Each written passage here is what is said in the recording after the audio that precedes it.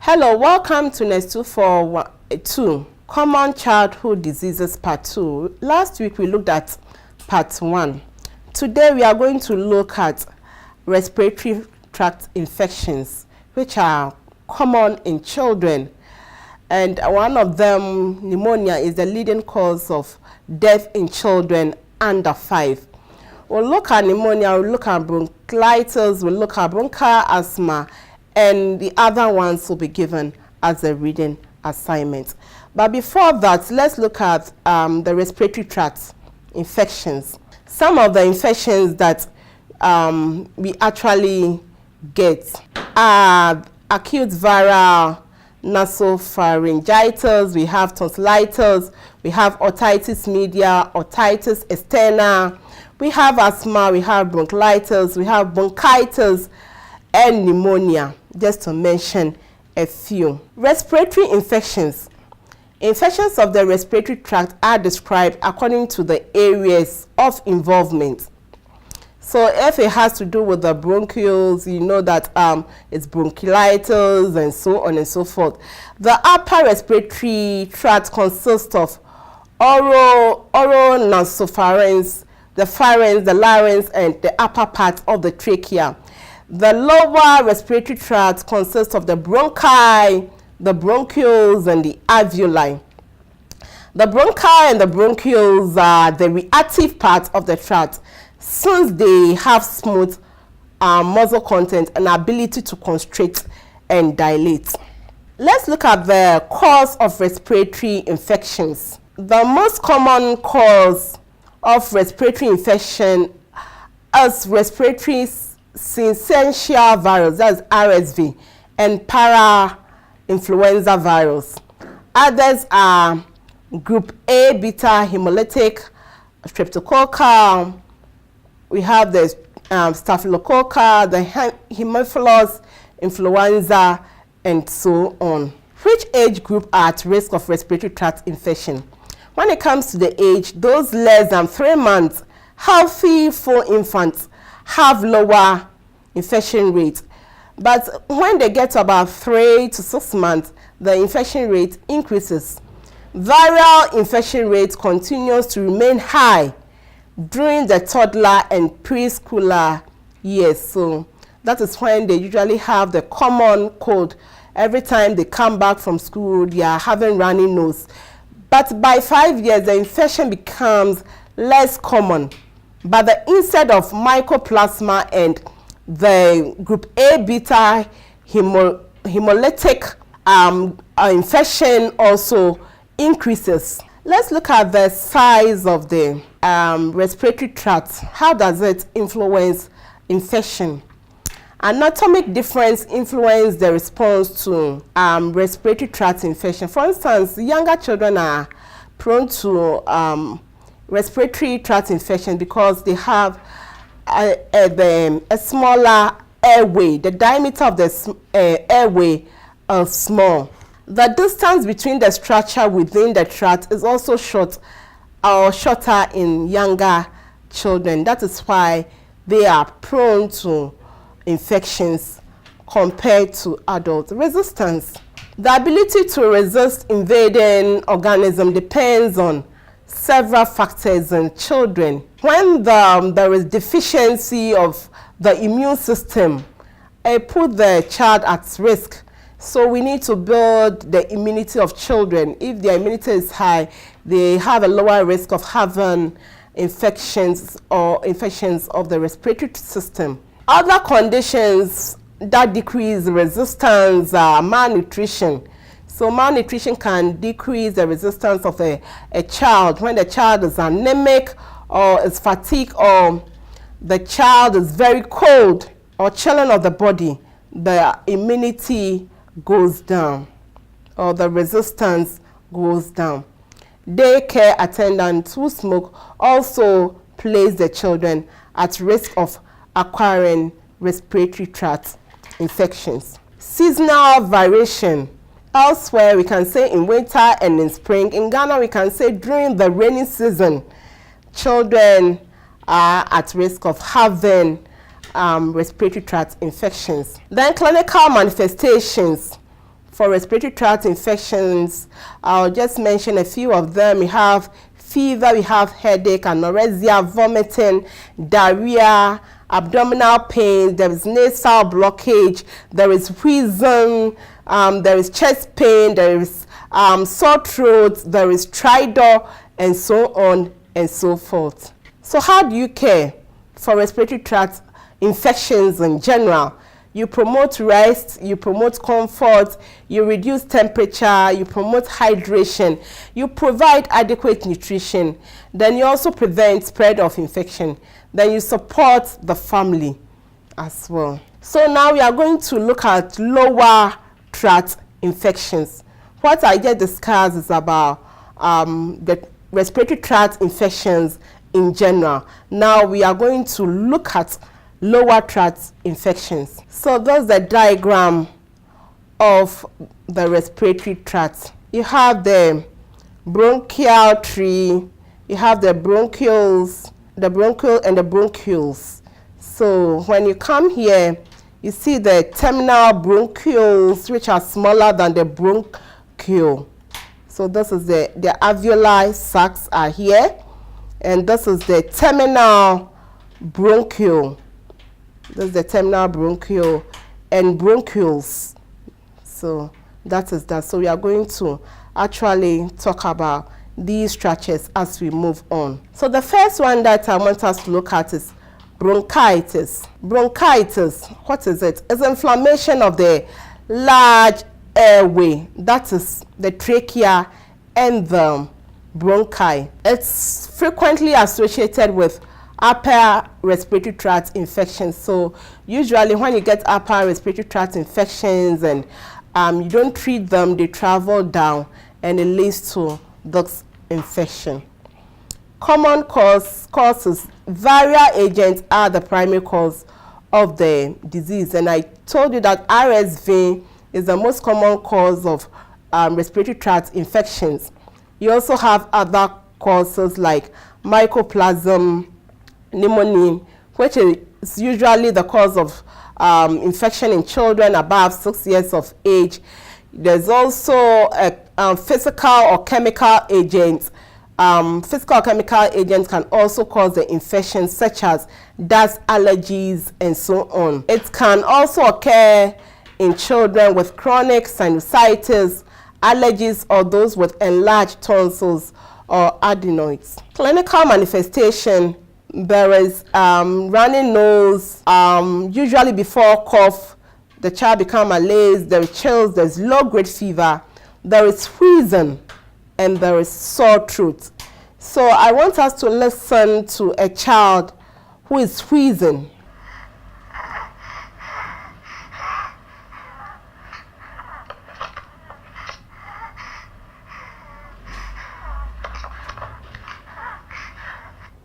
Okay, so that is a child who is wheezing. So the clinical manifestations, in earlier stage, the child may experience dry, hacking cough. It's very dry and it's hacking. That is how it sounds. Then non-productive cough, which is worse at night. The cough is worse at night. It becomes productive in 2 to 3 days. So after 2 to 3 days, you can actually hear that as productive. Young children may have vomit with cough. Younger children will vomit with cough.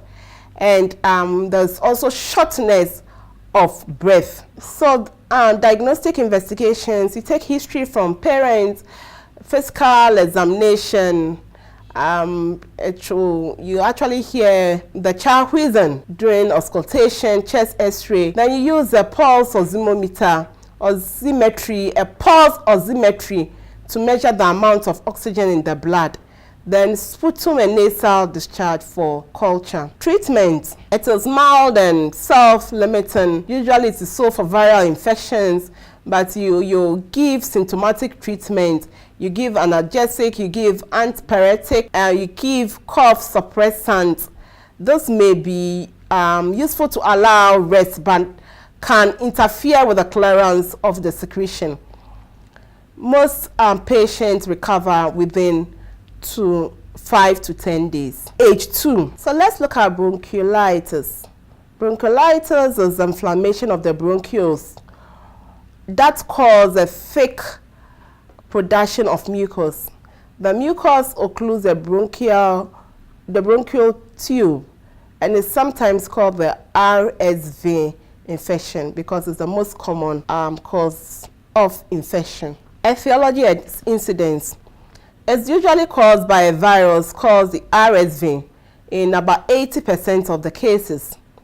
RSV in children under 1 year represents significant risk factor for development of asthma up to 13 years. So if your child gets this infection before 1 year, the chances of your child having asthma within 1 year to 13 years is very, very high. Other causes include parainfluenza, virus, adenovirus, rhinovirus, coronavirus, and influenza. It's common in children younger than 2 years due to their small airway, and peak incidence is at 6 months of age, and it's common in the winter. Here we'll say it's common during the rainy season. I must say that if your child presents with signs of asthma under 2 years, a child is under 2 years and presents with asthma, signs of asthma, the child will not be diagnosed as having asthma, but will be diagnosed as having this condition. So let's look at the pathophysiology. Very, very interesting pathophysiology. The bronchial mucosa is swollen. So this is a normal tube, airway. It's a normal tube. You can see that it's very, very spacious. But when it comes here, it is swollen. So it makes it a bit narrow. But before the infection gets here, it enters the upper respiratory tract, causes inflammation here. Then it presents with the initial signs of the disease, like coughing, fever, runny nose, and so on. Then later, it travels down the lower respiratory tract. Here, the lumen or the bronchial mucosa becomes inflamed and is filled with mucus and exudate. The walls, so as you can see here, this one is narrow, very narrow compared to the normal one. So the walls of the bronchi are infiltrated with inflammatory cells, and bronchial interstitial pneumonitis is usually present.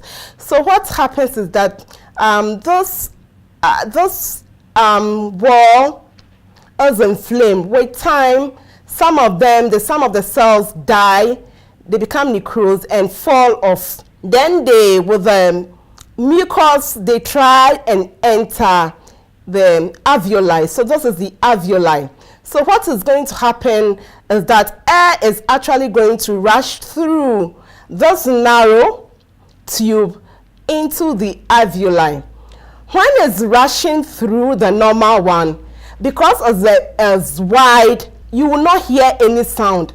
But because this one is narrowed, as it's rushing through, it's actually going to force its way through the narrowed tube, and it's going to present with a wheezing sound. So when it enters the alveoli, the mucus, the thick mucus, also enters with the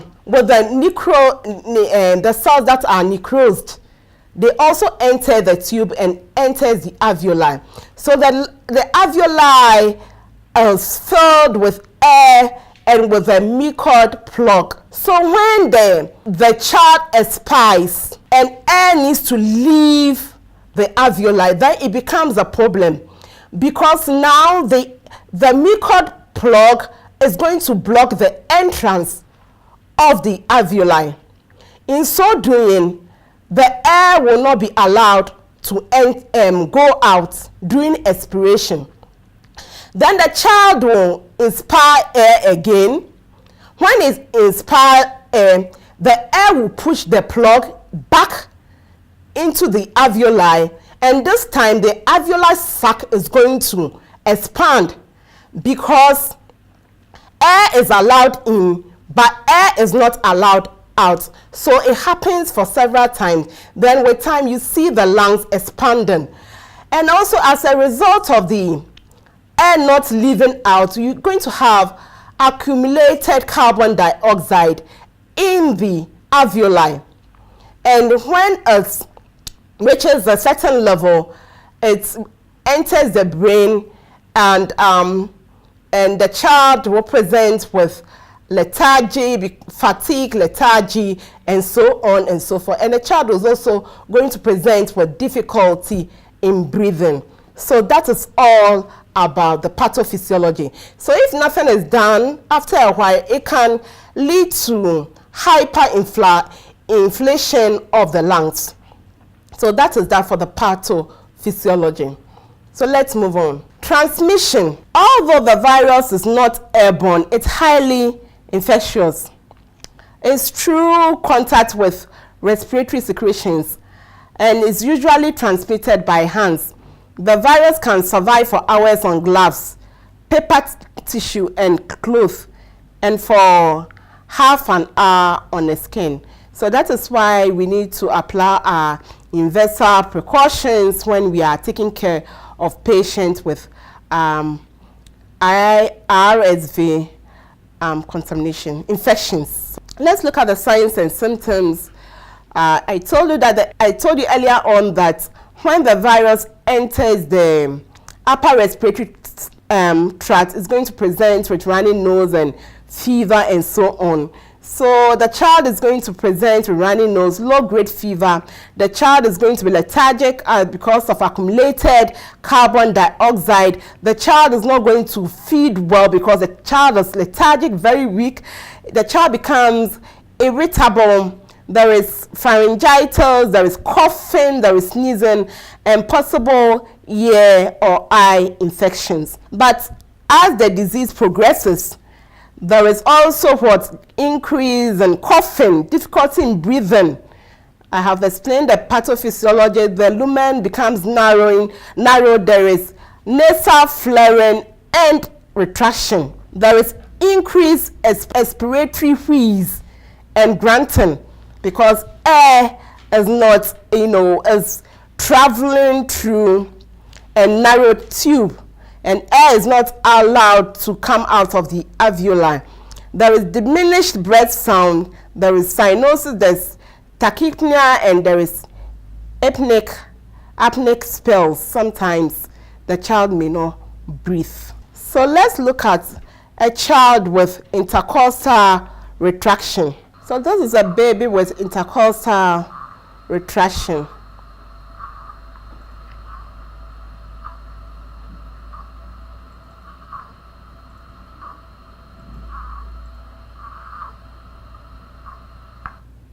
Okay, so let's move on. Diagnosis. Physical examination. When you do auscultation, you hear the wheezing sound.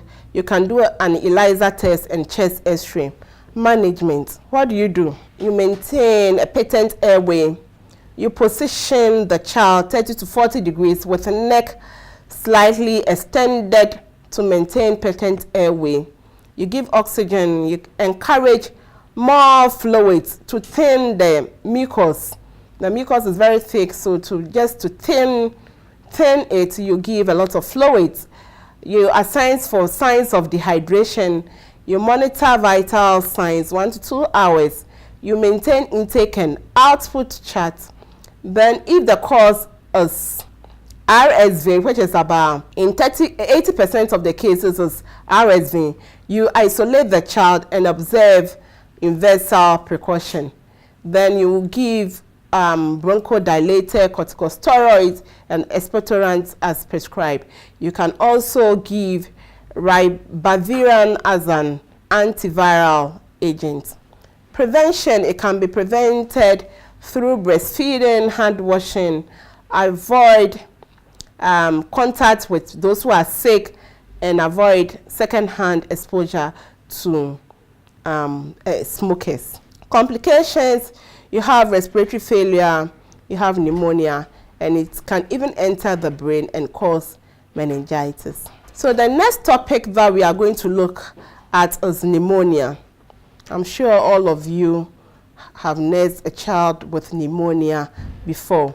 What is pneumonia? Pneumonia is inflammation of the pulmonary parenchyma, that is the lower portion of the respiratory tract. It can be classified according to the morphology, that's the shape, or etiologic agent or clinical forms. But the most useful classification is based on the etiologic agent. So if you know that it's caused by virus, you know how to treat it. If you know it's caused by bacteria, you know how to treat it. That is why it's the most useful classification. So the pathophysiology, it usually begins as a mild respiratory infection, and as the disease progresses, the parenchyma inflammation occurs. Bacterial pneumonia produces lobar pneumonia and leads to consolidation. Viral pneumonia produces inflammation of the interstitial tissue. So this is a healthy alveoli, a normal one, and this is the alveoli of a child with pneumonia.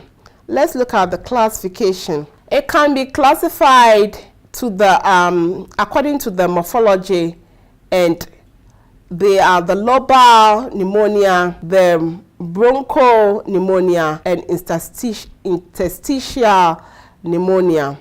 For the lobar pneumonia, all or large segments of one of the pulmonary lobes is involved. Then for the broncho, it begins as the terminal bronchioles, which become clogged with mucopurulent exudate to form a consolidated patches in the nearby tissue. For the interstitial, inflammatory process more or less confined within the alveolar walls. So that is that for the classification. Let's look at the causes. Pneumonia is usually caused by bacteria, viral, fungi, or aspiration. But fungus can also cause pneumonia, but it's not very common. Clinical manifestations are according to the causative agent. So for bacteria, it has an acute onset. For infants. Infants will present with irritability, tachypnea, indrawing respiration, nasal flaring, lethargy, poor feeding, respiratory distress, fever, accompanied by seizures. Older children may present with the following signs, such as headache, chills, tachypnea, chest pain, meningeal symptoms, and the rest. So WHO definition of tachypnea: for a child less than 2 months, if the child has a respiratory rate of more than 60, then we know that there is a problem. Then for 2 to 12 months, if the respiratory rate is more than 50, then the child has a problem. 12 months to 5 years, it should be 40 or less, but if it's more than 40, then it's an indication that something is going on. Then greater than 5 years, it should be less than 20, but if it's more than 20, then we have to investigate. That's chest indrawing. Diagnosis for pneumonia: you do chest x-ray, sputum culture, blood culture, pleural fluid culture. Then management. Management is you give oxygen, you tap a sponge if the temperature is high. You suction mucus from the infant to maintain patent airway. You monitor vital signs. You ensure bed rest. Then you encourage the patient to lie on the affected side. So when the patient lies on the affected side, This helps to splint the chest and reduce discomfort caused by pleural rubbing. So not on the unaffected side, but on the affected side. Then you give liberal fluids. IV infusion may be necessary. Sometimes you have to drain the accumulated fluid. Sometimes you have to drain the accumulated fluid. Still on the management, you give antipyretic, you give antibiotic. Oral, you can give augmentin or cefuroxime. You give sulfonamides such as Septrin. You can also give these drugs. For still on the management, IV, you give all these drugs, amoxicillin, you can give ampicillin, benzoampicillin, then cefuroxime, and the dose is calculated according to the child's weight. Complications of pneumonia are empyema, pleural effusion, lung abscess, necrosis, tension, pneumothorax, and bacteremia. So that's for bacterial pneumonia. Let's quickly look at viral pneumonia. Viral pneumonia occurs frequently than bacterial pneumonia. Affects children of all age groups. It's associated with viral upper respiratory tract infections, and RSV causes pneumonia in infants, and parainfluenza and adenovirus in older children. The clinical manifestation onset is insidious. Symptoms vary from mild fever, slight cough, and malaise to high fever, severe cough, and fatigue. Cough may be unproductive or productive of small amounts of whitish sputum. Breath sound may indicate a few wheezes or crackles. So management, prognosis is good. It's usually symptomatic because it's a viral infection. Oxygen therapy is given when indicated. Then you provision of comfort. Then chest physical therapy or postural drainage. You can give antipyretic then you give adequate fluid and family support. Then we'll look at primary atypical or pneumonia. This is caused by mycoplasma pneumoniae in children between 5 to 12 years. Then they present with fever. The onset is insidious, and they present with fever, chills, headache, malaise, muscle pain, rhinitis, sore throat, hacking, cough, which may become purulent or blood-stained later on. Then management. Most patients recover from acute illness in 7 to 10 days with symptomatic treatment. Complications of pneumonia, it can lead to pleural effusion, can lead to empyema, lung abscess, respiratory failure, pulmonary edema, and collapse of the lungs. But pneumonia can also be prevented, just like all other respiratory tract infections. You observe proper hand washing, promotion of breastfeeding, adequate nutrition during the first year of life, and health education on the signs and symptoms of pneumonia. Now we have a vaccine that we can use to prevent pneumonia in Ghana. Thank you. The next topic that I want us to look at is bronchial asthma. Bronchial asthma. I'm sure this is not the first time you are hearing of this name or first time that you are going to learn about asthma. So when we say asthma, what comes to mind? It is a reversible, diffuse, obstructive pulmonary disease. It's not permanent. It can be reversed after the attack. It is a reversible obstructive airway disease. It affects boys twice more than girls before puberty. Then after puberty, we see the reverse. Causes of pneumonia is by hyper responsiveness of the lower airway. I told you the lower airway has smooth muscles and they are very, very reactive. Maybe idiopathic or intrinsic, may be caused by hyper responsiveness or responsive reaction to antigen, exercise, or environmental changes. So look at precipitating factors. Some of the allergies are for outdoor, we have trees, we have weeds. Indoor, we have dust or moles or cockroaches, antigen. Irritants, we have tobacco smoke, wood smoke or odor, and spray. So all these can precipitate the attack. Exposure to occupational chemicals, exercise, cold air, changes in temperature, environmental changes when they move to new homes, when there are viral infections, when they are animals. So as much as possible, if somebody has asthma, you should try not to keep cats, dogs, and other pets in the house. Medication, when they take in aspirin, when there is strong emotions, when they get angry, they laugh or cry, it can precipitate the attack.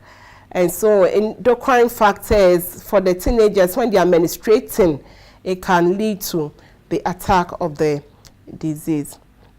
So this is the pathophysiology of asthma. The obstructive symptoms of asthma are caused by three mechanisms. One, inflammation of the mucous membrane. So when there is inflammation, this is what is going to happen. The lumen is going to be narrowed. This is a normal one, and this is inflamed.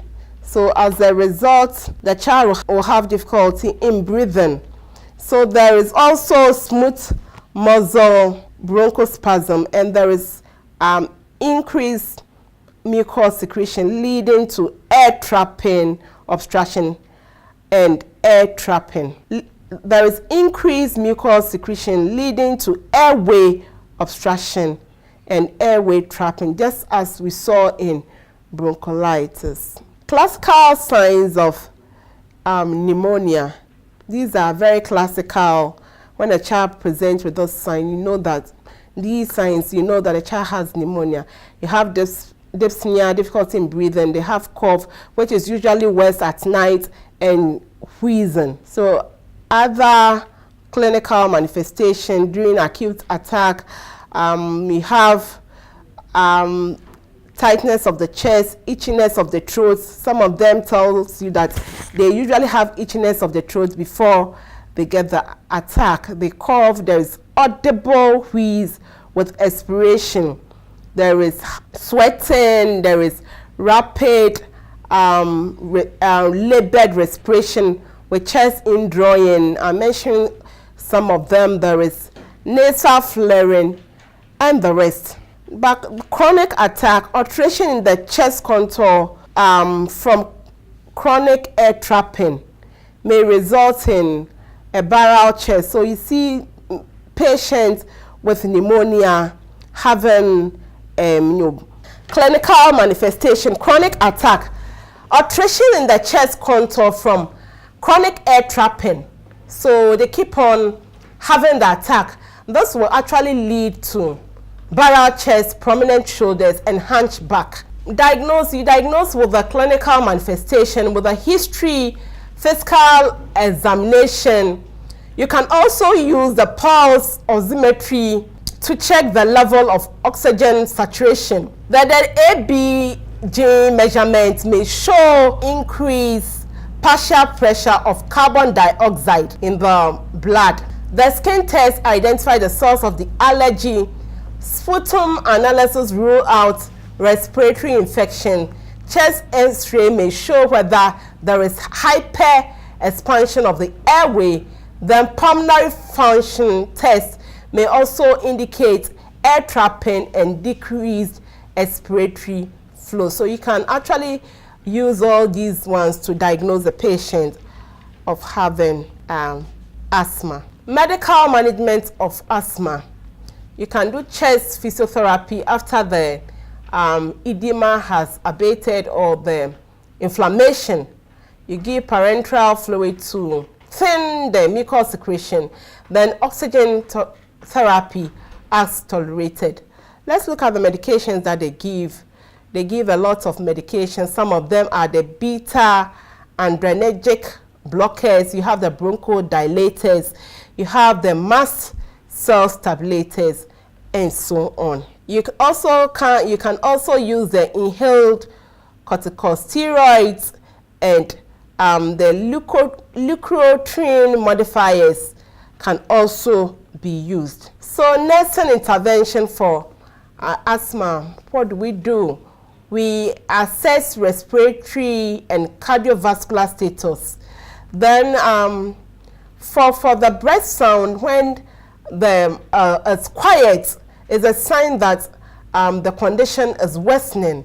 So you listen to the breath sound and you actually don't hear anything.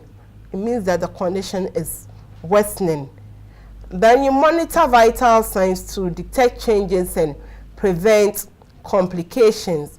Then you assess the nature of the cough, whether it's hacking or productive. Then you modify the environment to avoid allergic reaction. So if there is any allergy there, offending allergy, you remove it from there. Then you rinse the child's mouth after he inhales the medication to promote comfort and prevent irritation to the oral mucosa.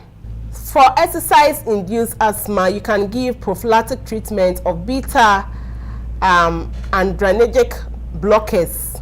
You also have to forbid smoking in the child's environment. So let's look at what we do during an acute attack. During an acute attack, you allow the child to sit upright to promote chest expansion and ease breathing. Provide moist oxygen if necessary to promote mobilization of secretion. Then you monitor for alteration in vital signs. You give medications through a nebulizer. So you can use a spacer for a child 4 years. You can use the spacer if the chamber is connected. You can also monitor peak flow, which indicates the degree of lung impairment. That's a baseline value need to be established when the child is healthy to set comparison rates. Still on the intervention, maintain a calm environment, which is very, very important. Provide emotional support, and I reassure patients as well as the family. Then you have to monitor effectiveness of the drug therapy, because failure to respond to the drug may lead to a fatal acute attack called the status asthmaticus, and you may lose the child. Prognosis for bronchial asthma depends on the frequency, the duration, and the severity of the attack. Asthma is not fatal unless severe complication develops. Childhood asthma may continue to adult life as long as chronic childhood asthma may continue to adult life as long-term chronic illness, but some of them by 18 years they will not have the attack again. Complications, we will have emphysema, severe hypoxemia, cardiac arrhythmias, lung collapse, and the rest. So you are expected to read on tuberculosis. Today we have been looking at respiratory tract infections. We've looked at the lower tract infections. We looked at bronchitis, bronchiolitis, asthma, and pneumonia. Thank you.